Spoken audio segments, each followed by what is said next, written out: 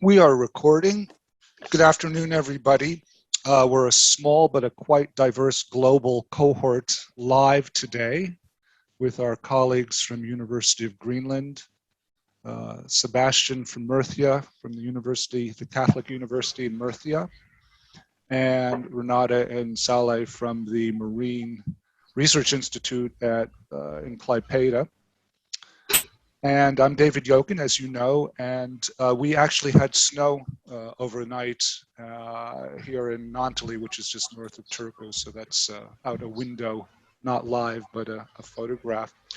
Today, we're very, very fortunate in the 7th Creative Arts Pedagogy and the Environment webinar of this year to have a colleague, a recent colleague that I've been able to dialogue and meet online, Isabel Coppola, and I'm going to turn things over to her. Her bio is in the information that was sent, but a great privilege and a really important topic, I think perhaps so timely and so impactful on all we do is what Isabel will be presenting today. So Isabel, I turn things over to you. Thank you so much.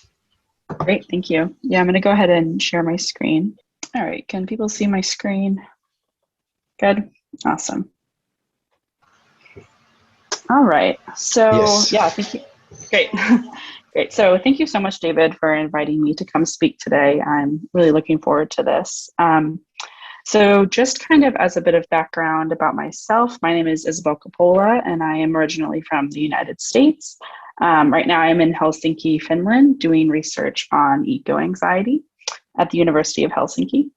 And today I will be talking about some research that I conducted as part of completion of my bachelor's degree at the University of Vermont in Vermont in the US in the spring of 2021. So as I said, I just graduated from the University of Vermont with my bachelor's in political science and environmental studies. And in the spring of 2021, I received a Fulbright award to come to the University of Helsinki to continue some of the research that I had been conducting while completing my bachelor's degree. And so that work is what I'm going to be talking about today. So kind of getting right into things, a bit of motivation for the research on eco-anxiety is that I really saw a lack of understanding of and dialogue around climate emotions among my peers, particularly in the classroom settings. As I said, I was an environmental studies major, and so a lot of the classes that I was working in dealt with the environment, and I found that a lot of my peers were struggling with the emotions that were coming up around those conversations. And also, personally, I was also struggling with those emotions, feeling anxious, stressed, worried about what the conversations that we were having and the information we were receiving meant for the real world. And one piece of literature in particular that inspired me to kind of conduct this research is a book called A Field Guide to Climate Anxiety, How to Keep Your Cool on a Warming Planet by Sarah Jaquette Ray. It is one of the first sort of texts that I read related to this topic, and it really inspired me to take a closer look. So my research was driven by two main questions. The first was, does action through environmental organizations serve as an antidote for ecological anxiety and attendant psychological ills among members of the climate generation? My second question was, if action does serve as an antidote, how? And if not, is there something else that does? My two main research goals were, one, to highlight eco-anxiety as a challenge among members of the climate generation who are concerned about climate change. And two, to contribute to the understanding of whether action through environmental organizations serves as an antidote. So before I kind of dive into the methods and the actual research, I wanted to provide some background, some of the literature, starting with some key terms. So the first is eco-anxiety, which is the distress caused by our knowledge of environmental changes. And it can be used to describe a range of emotions and mental states derived from this knowledge. Obviously, this is an important term in this research. And I want to emphasize that eco-anxiety is used to describe a lot of different sort of emotional responses to climate. There is some debate in the field among scholars about how best to use this term. For the purpose of this research, I used it pretty broadly. In the context of my research, action is defined as any activity related to involvement with one or more environmental organizations at UVM, and that's the University of Vermont, where I was conducting this research. The third term is the climate generation, which refers to people who are born between the early 1990s and early 2000s. It is unique in both its vulnerability to climate change and its ability and motivation to organize to bring change. The fourth term is self-efficacy, which is one's belief in their own ability to succeed in a situation or to accomplish a task. And the fifth is emotional resilience, which is an individual's ability to produce positive emotions when faced with negative experiences. So I'm sure we're all familiar with climate change as a phenomenon to some degree, but it is a multi-dimensional phenomenon with components in Earth's systems. It impacts the economy, has social impacts, and of course, psychological impacts, which is what I'm going to be focusing on today. But I bring this up just as a reminder of how complicated and multidimensional climate change as an issue is. So even within the psychological impacts as a study, there are different types. There are direct and acute impacts, psychosocial impacts, and indirect impacts. And for my research, I focused on the indirect impacts, specifically eco-anxiety. So again, to just provide some more background, there are different psychological responses to eco-anxiety. In order to understand those in the best way, I think it's helpful to break it up into maladaptive versus adaptive. Maladaptive responses are characterized by a shutting down and an inability to engage with those emotions when you feel them. Examples of that include denial, splitting, disavowal. Denial is social justifications for behaviors that exasperate environmental degradation. Splitting is when you kind of understand an issue but are able to remove yourself emotionally from it. And disavowal is a related term. It's a knowing and not knowing at the same time. But all three kind of relate to this distancing of the self from the emotional experience. So adaptive responses, on the other hand, are ways in which one is able to engage with those emotions in a way that is productive, which can be defined in various ways. Some examples of adaptive psychological responses to climate anxiety include attunement, which occurs when one feels validated in their emotions and thus is able to move into a higher level of thinking rather than removing oneself. Cognitive resonance is when one's actions are able to align with their understanding and their thinking. For example, if you know that it's good to recycle or to try to avoid carbon-intensive activities such as driving or flying, when you're able to act in a way that is in alignment with those things, you feel cognitive resonance. And then a third term is constructive hope, which is hope that is based in reality, not denial, and has to do with trust in the efficacy of yourself in your actions. So another kind of important thing to think about in this research is the idea of spheres of influence. So spheres of influence are realms over which one has the capacity to act and affect change. And recognition of one's spheres of influence is crucial for long-term coping and resilience in the face of climate change, but also other issues. And so this is something to keep in mind as we go through my actual research. So the methods that I used for my research were semi-structured interviews with 14 individuals who were students at the University of Vermont and were involved in one or more environmental organizations. I drew participants from 6 different organizations, each with different sorts of goals and activities that took place, but they were all focused in some way on the environment. So from these interviews, I coded the content to draw out themes about how specifically participants were feeling different climate emotions and trying to understand how their involvement in these organizations interacted with those emotions. Namely, did they help relieve any kind of eco-anxiety or other emotions that were coming up? And also as part of my methods, I used a very short emotion survey where before the interviews happened, I had participants go through a list of a bunch of different emotions, and I asked them to highlight all of the emotions that resonated with them. And then I asked them to go through again and highlight the top 5. And I used that as a kind of tool for guiding conversations in the interviews, but then also in kind of understanding the broader picture of emotions that were being felt by this population. So there, of course, were some limitations of this research. My population was small and non-diverse. The interviews occurred remotely, as you might suspect, given that this happened basically the height of the pandemic last year. I was the only person who was coding my interview, so there's a lack of intercoder reliability. It was just me. And the population I was working with is a highly environmentally knowledgeable population. Many of the participants were studying the environment or related fields. And this isn't necessarily a limitation, I suppose, but it is something I think is important to keep in mind as we go through understanding the emotions that were felt by these individuals.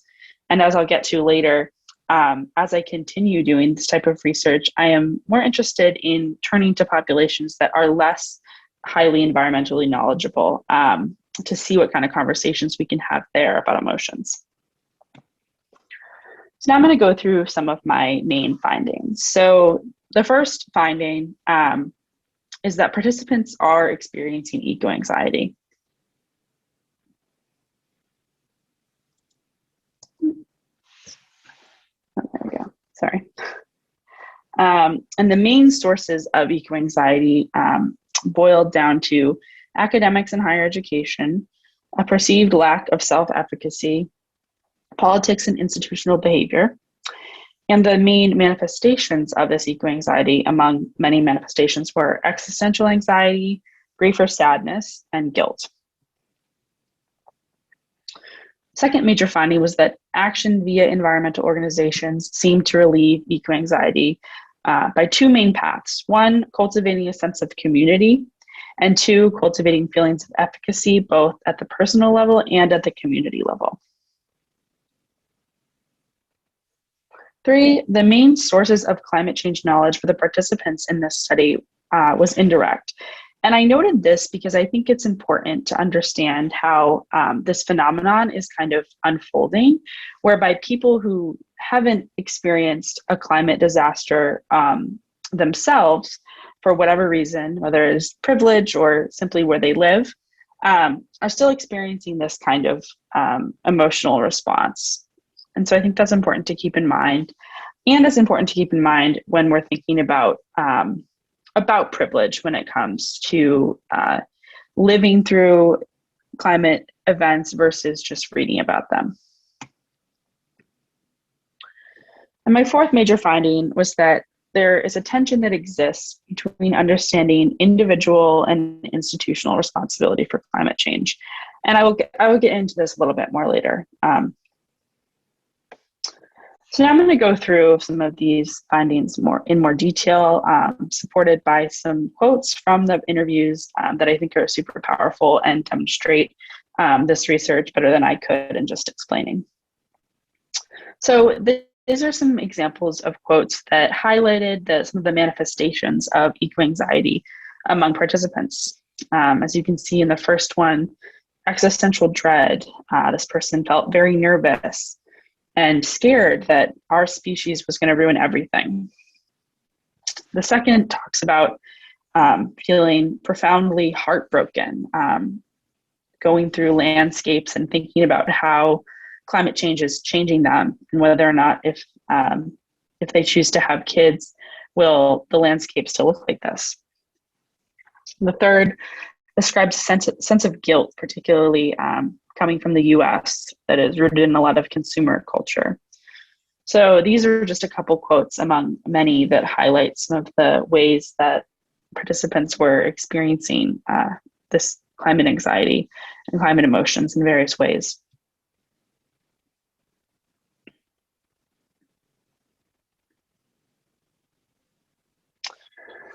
So now I'm going to kind of talk about a bit of the sources of eco-anxiety with a bit more detail. So as I said, academics, higher education, specifically environmental academics, emerged as kind of a main source of eco-anxiety for participants, which was interesting to me. And from what I could understand from the interview data, this anxiety from environmental academics came from a perceived lack of efficacy in the face of information that was being delivered in the classroom about climate change and other environmental impacts, which led to a sense of overwhelm. And in some cases, resulted in psychological responses that were not adaptive, maladaptive, shutting down, not being able to engage with the material. And I think this was one of the best quotes to kind of capture that experience. And ENVS stands for Environmental Studies. So this one participant talked about how in an intro to environmental studies taken their freshman year, there was just a lot of information that was thrown at them that was sad and scary. And they said that specifically they didn't know how to deal with those emotions. They struggled to kind of find ways to act based on what they were learning.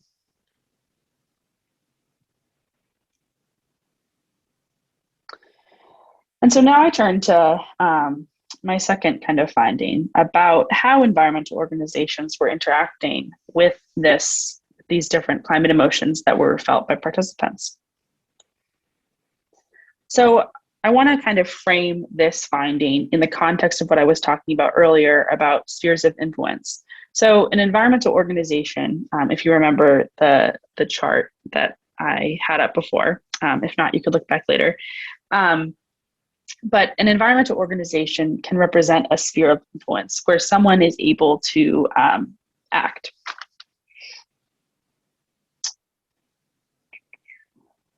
And so this was kind of how, from the interviews, I was able to understand this relationship between environmental organizations and environmental eco-anxiety climate emotions. So like I said, I found that through these environmental organizations, many participants were able to feel a sense of agency. There was a sense of efficacy that was cultivated, and also importantly, a sense of community, people you could turn to and talk to about these feelings you were having and the challenges that were being discussed in different areas, including in your academic spheres. And so these are a couple quotes that kind of highlight this finding. The first participant in this example was a member of a group called Sustainable Transportation Vermont that focused on trying to bring sustainable transportation, biking, bus routes, that sort of thing to Vermont. And this person described that within this organization, they felt as though they were given the tools and skills to feel like they were making a difference, rather than just hearing about the planet and its threats. They could feel that they were actually doing something in this space. In the second quote, this person said that they felt like they were making a difference environmentally, even if it was small, by expanding people's horizons, and this was really fulfilling for them. And so now I kind of want to kind of focus in on this sort of connection and difference between emotions felt within environmental academics versus environmental organizations. So I think what was really important takeaway, and is especially important, I think, for educators who are talking about climate change with a with a variety of audiences, of a variety of ages. So the first two highlights, I think, is that it is incredibly important to not feed into crisis narratives, which was described by Sarah Jaquette Ray in that book I was talking about at the beginning, and kind of relatedly, this idea of info-whelm.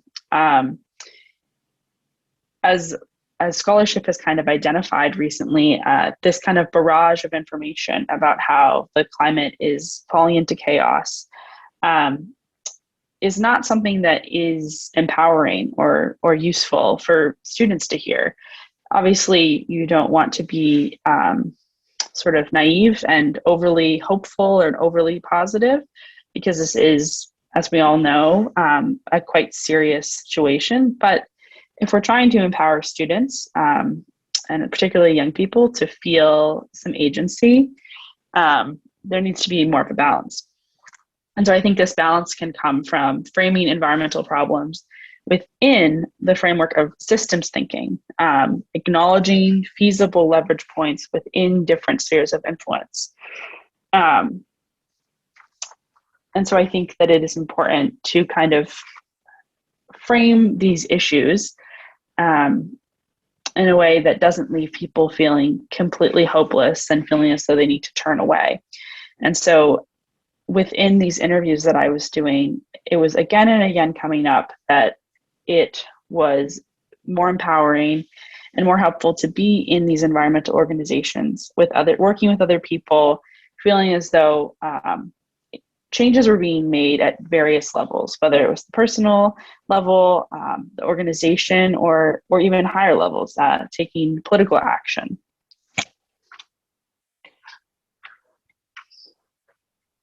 And so now I want to turn to, as I mentioned before, this kind of tension that came up between individual versus institutional responsibility for climate change. And I found among my participants that people who were able to cultivate a kind of broader understanding of how the blame for climate change is both individual and institutional, they were able to move into a level of thinking that left them not totally debilitated by their eco-anxiety. I found that people who were really trapped in that individualistic thinking were unable to kind of cultivate healthy behaviors and kind of move forward in those emotions. It was rather they were stuck in this self-blame. And I think on this point, it's important to be able to see ourselves as part of a system, but not individually responsible to address the crisis on our own. There's a need to grasp the interplay between these different realms of responsibility. And like I said, a greater understanding of the interplay seemed to help participants deal with their eco-anxiety in a more reasonable way. And so I think these two quotes kind of demonstrate some of this tension that was unfolding for these participants. In the first quote, this person said that they took a lot of personal responsibility for climate change when they were in high school, going completely vegan, reducing plastic, being super minimalist. And then the same person in this next quote said that when they came to UVM and started to connect in different ways with other people, they were able to learn about how different corporations and companies are responsible for the most of climate emissions. And this understanding allowed them to have more clarity and think about their own role in the crisis without being overwhelmed.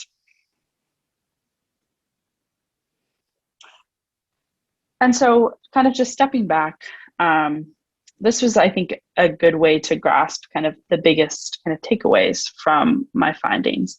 That, like I said, participating in environmental organizations seemed to help participants with their eco-anxiety. And like I said, this was a pretty narrow study. It was a small group of people from various parts of the US, but all who were attending a university in the same state. And so you could definitely expand this study way beyond what I was able to achieve. But there did seem to be patterns that came up about the ability to recognize oneself as an individual within different spheres of influence, through community support that came from these organizations. And also importantly, in those spaces, having their feelings validated and space for their emotions to play out. And so from there was a sense of self-efficacy that was cultivated, a sense of agency, which again then helped with dealing with those emotions that were coming up, reducing eco-anxiety, or at least making it more manageable. So kind of a question mark for me at the end of this research was, what does this have to say about sort of more long-term resilience? Obviously, in the context of my study, I wasn't following participants over the long term, and I was capturing them at different moments in their times as environmentalists and just concerned citizens. And so that's kind of there's definitely a lot of potential for future research there. And so to kind of narrow it down to some important takeaways. One is that participating in organizations helps one see themselves as part of a collective community rather than a disconnected individual. And that came up again and again in this research. And secondly, creating space for emotions in environmental education is incredibly important. And not doing so is a disservice to the goals of the field of study, to the goals of the field of study, which is, of course, to address climate change in a way that is preserving of life as we move forward. And so, like I mentioned, right now I am in Helsinki, Finland, continuing this research in several ways. And like I had mentioned again previously in this presentation, I'm quite interested in reaching populations that are beyond kind of traditional academic and activist circles, where I think conversations about climate emotions are starting to be had more freely. And so I'm interested in talking to people who are beyond those spaces to understand how they are experiencing climate change. Are they thinking about it in an emotional way? I'm also interested in a further exploration of how worldview impacts and informs the understanding and experience of climate change. Not limited to, but definitely including how people understand institutional versus individual responsibility for climate change, and how those beliefs impact their emotions. I'm also very interested in the role of denial when it comes to climate emotions. So it's a very complicated kind of part of this field of study, looking at denial both on an individual but also a systemic level. It didn't come up very much in my study, if at all, given, like I said, a very highly environmentally knowledgeable population. It was kind of a consensus among these participants that climate change was happening, and they were also very motivated to address the issue. So I'm interested in kind of learning more about that. And also, a fourth kind of consideration is moving away from the language of antidote. In my title, and in my original creation of this research project, I was curious about looking at how action serves as an antidote for eco-anxiety. And as I've learned much more through this process, I'm interested in moving away from that type of language because I think it does a disservice to the conversations. I think it pathologizes the experience of eco-anxiety and takes away from the acknowledgement that it is a very natural and normal and reasonable response to have to this phenomenon of climate change. And this is kind of a quote that I pulled from Sarah Jaquette Ray, and in the book that I talked about at the beginning, that I think puts a nice fine point on the importance of this. So, the way ahead will require not just the science of climate, but the science of emotions to help us balance apathy, fear, and despair with efficacy, compassion, and desire. And so now that I've gone through my presentation, I wanted to pause for a minute. And I can't see anyone's faces, but I know that you're there. So I encourage all of you right now, whether you're here with me now, live, or if you're viewing this later on, to kind of take a moment and pause and take a breath, maybe close your eyes if you want to.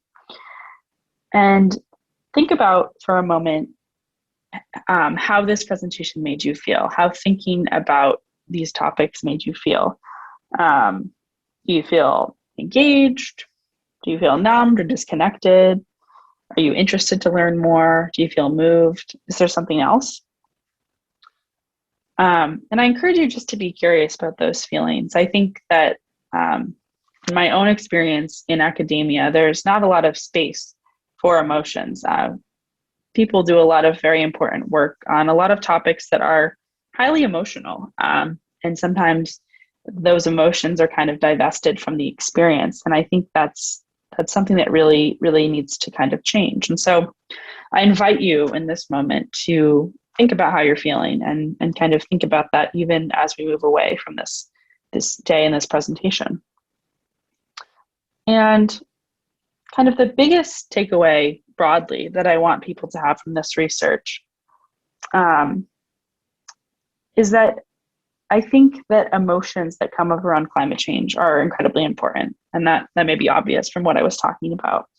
But I kind of believe that a systematic reassessment of how we value and engage with emotions is one of the most important parts of moving forward on climate change. And in order to create truly the cultural shift that we need, particularly in the Western world, to adequately address the climate crisis requires a reassessment of how we allow emotions to come up in many parts of our lives, including academia.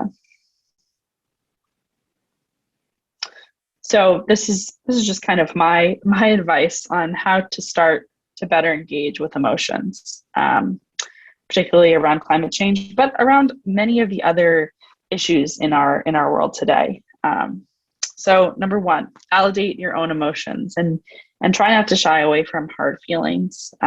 It's okay, and it's really good, in fact, to feel those feelings about what is happening in the world right now.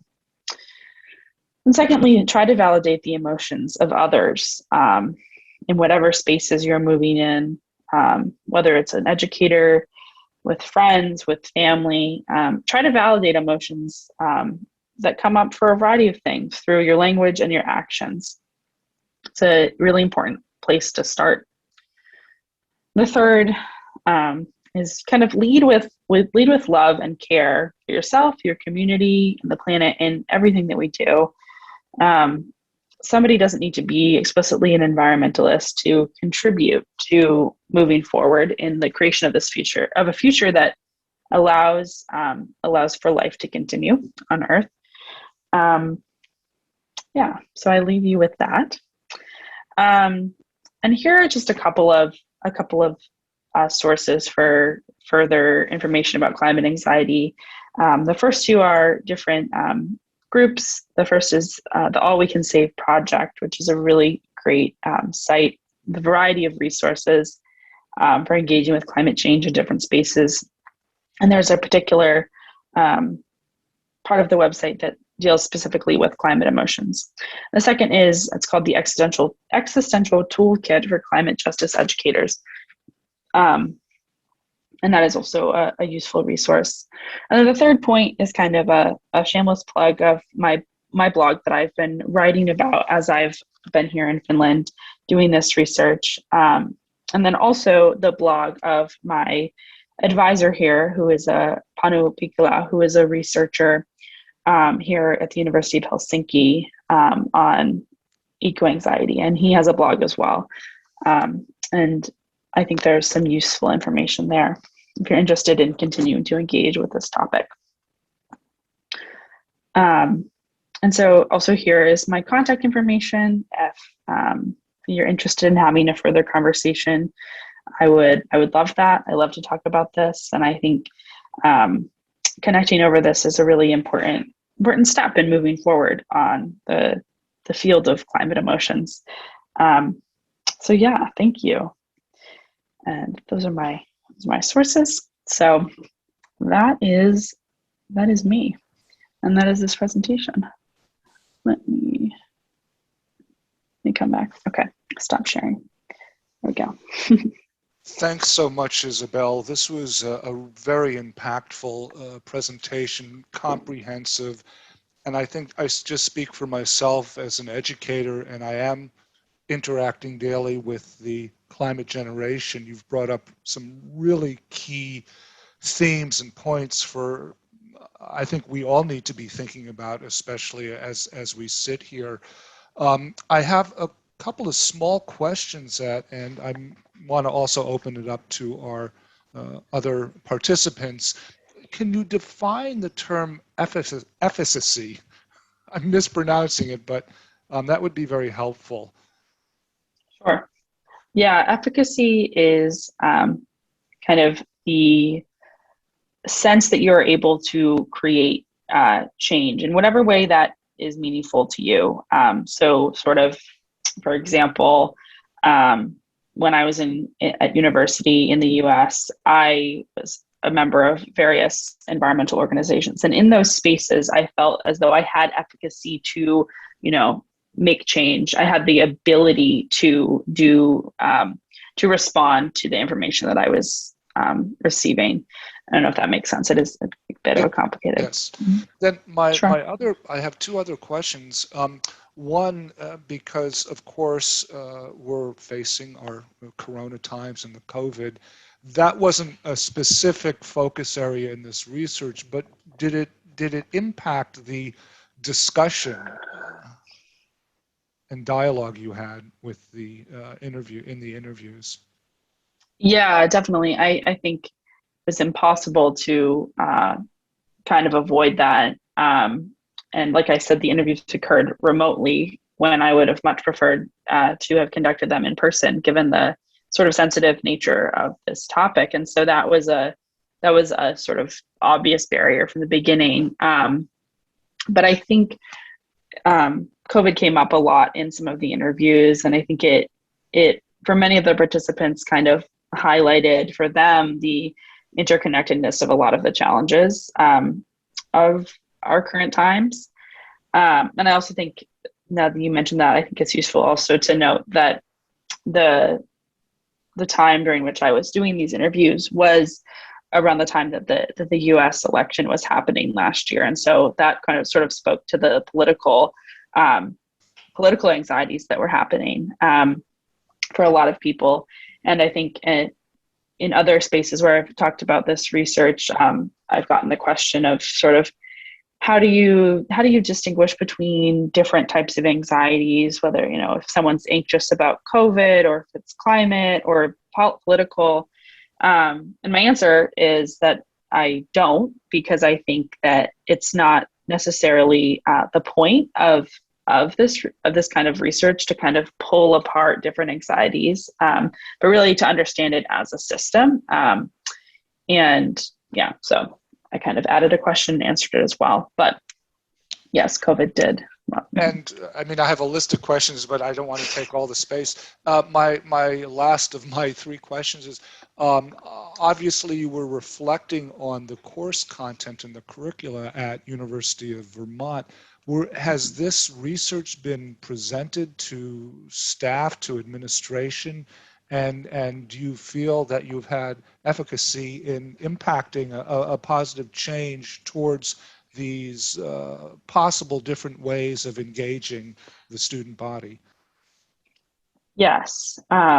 Yeah, in short, particularly I've been able to help sort of co-create some adjustments in how the introductory environmental studies course is taught. One of the instructors for that course was actually one of my thesis advisors. And so we kind of worked closely on figuring out how to kind of reevaluate some of the ways that this was being discussed in that introductory course. For example, there used to be a lab that was conducted that had to do with looking at one's carbon footprint as an individual.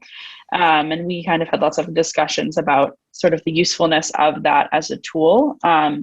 And so we decided to take that away as a lab, because it was sort of not helping students. It just made them feel really guilty, especially given that most of these if not all of these students were living in dorms and didn't have a ton of agency as college students to make decisions about, buying an electric car or whatnot. So that's like a small example, but the short answer is yes. This kind of was presented to various actors, and is being used to kind of affect some changes at the university, which is very exciting. Excellent. So any comments or questions from our other participants as of this moment?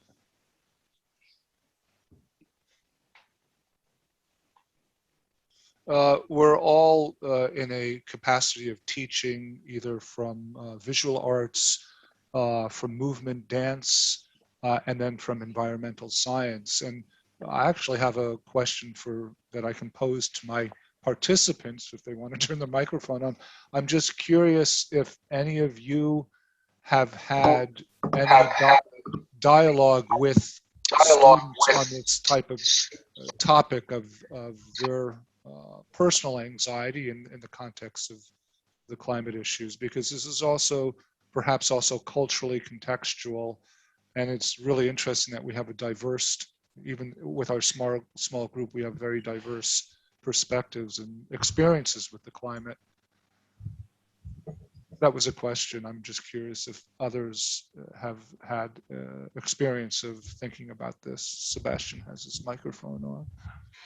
Open. Yes, David, is possible? Do you hear me? Yes, we do. Thank you, David. Well, first of all, I would like to congratulate your work, because you are entering into more layers of climatic change impacts. Even this kind of issue concerning to emotions, from my experience in my relationship with the dance, has been have suffered a great impact in my relation with my students. Not only COVID and climatic change is something like it's very, very narrow relationship. Even in how deal my students and have deal the relation with the contents of the knowledge with me, with the teachers, is for me something like is so difficult now to deal with the own students between COVID and even the experience with the climate change. And even here in Murcia, in the south of Spain, we suffer now 4 months from June to October. This is very difficult adaptation to the weather, because now is really hard. The temperature is so higher just right now, and even this kind of forecast of kind of climatic change affect even to in the relationship of the teacher, of the lecturer, and all people, the community of university. I think that the relation of the attitude, the behavior of my colleagues and me, I feel I was teaching during 20 years in the university in the south of Spain, and I feel differences very remarkable between the past and now just in the present. Not only for the COVID, even for on other aspects from the climate change. This is a reflection, sorry. It's a reflection for all of us.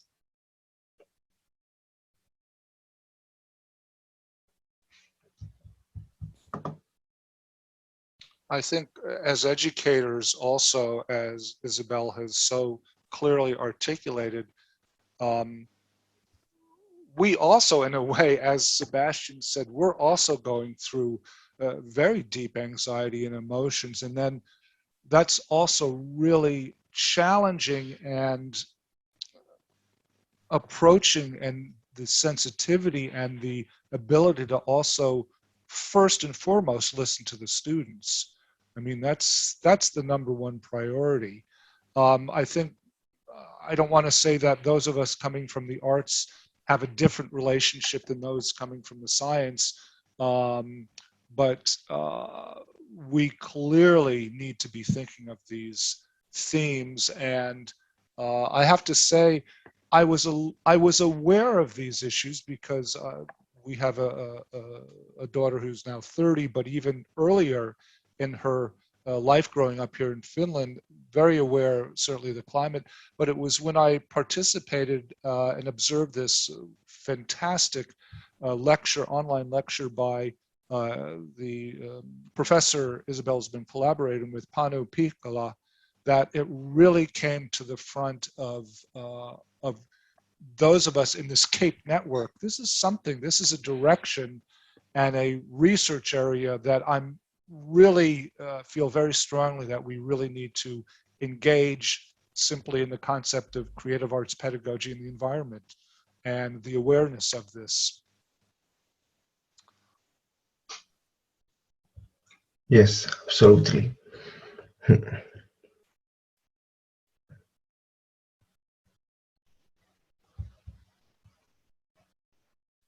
And if I may just ask, Isabel, in your research here, are you having the opportunity to dialogue and to, okay, thanks, Renata. In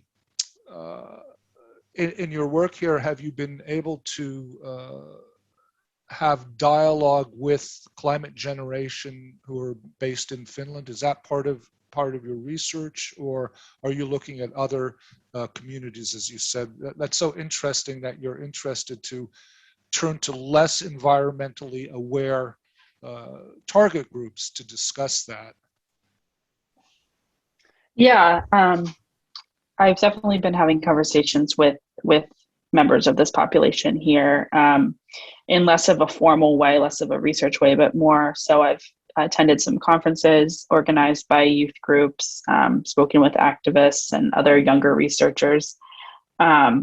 But yeah, like I said, in a more formal research perspective, I'm more interested in turning away from focusing on those groups, because I think there's already been a ton of research, even as this field is still emerging, that a main focus in the world of sort of climate emotions has been on younger populations for good reason. But I think there's a richness, a potential richness in looking at other populations where, these kind of conversations aren't being had over and over again. So yes, to answer your question, more informally, these conversations have been happening. I'm curious, I'm going to ask a kind of pointed question. With regards to Greta's response to COP26, I'm curious what you think. What does blah, blah, blah do to the no pun intended, to the environment of the climate generation? I think, speaking for myself as a member of this generation, as a researcher, I think it reinforces the value of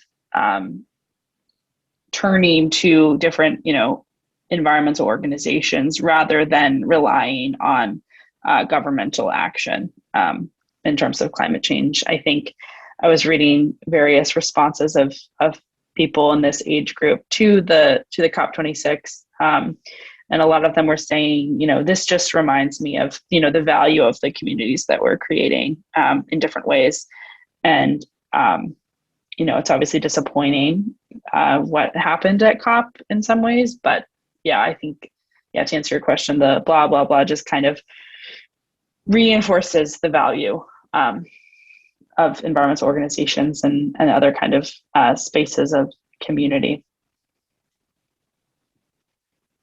Thoughts or comments from our small cohort? What I will do is, in the uploading to the website and the link to this session, I will have all of Isabel's contact information. And I'm curious because within your role as a Fulbright grantee, there might be possibilities, don't quote me on this, of if any of you had an interest to invite Isabel, to your institution, there are travel grants, I believe, that are possible. And Isabel, how long will you be now in Finland? Is it for the entire academic year? Mm-hmm. Yeah. Excellent, excellent. Yeah. Well, we will come to a conclusion. I'm hearing my echo. But I sincerely wanted to thank Isabel and this very thoughtful, and I think for all of us to go back and really reflect on our situation and the responsibilities we have of co-creation, of engaging, and my big takeaway is listening, the most important and critical aspect of our capacity as pedagogues, and really think about this long-term arc of what's happening and the issues that Isabel brought up. Thank you so much, Isabel. Thank you, everybody. And I will conclude now, and we'll meet one more time in December. We have a really interesting potential guest, which I will speak about soon. But a highlight is webinar number 7, and this opportunity to have Isabel Coppola with us today. Coppola, got that straight this last time. Thank you, everybody. Have a great afternoon. Thank you, David and Isabel. Thank you, Isabel. Thank you. Yeah, thank you. Thank you.